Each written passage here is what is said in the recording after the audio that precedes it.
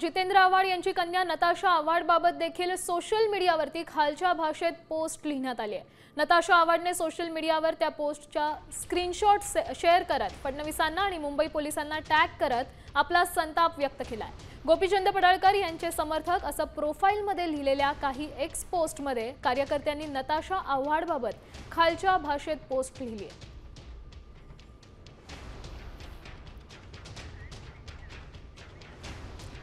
तिने नेमकं काय म्हटलंय पाहूया। जसा राजा तशी प्रजा, सगळे गुंड, या प्रकरणाला माझी कोणतीही भूमिका नाही, तरी देखील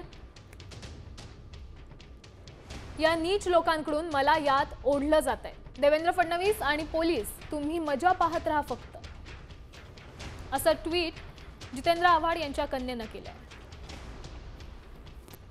पद्धतीने माझ्या पोरीवरती अतिशय घाणेरड्या पद्धतीने ट्विट केलं गेलं आहे। तिच्या नवऱ्याबद्दल ट्विट केलं गेलं आहे। तिचा आंतरधर्मीय विवाह आहे। तिचा नवरा हा ख्रिश्चन धर्मीय आहे। त्या तिच्या लग्नाबाबत, तिच्या नवऱ्याबाबत ट्विट केलं आहे।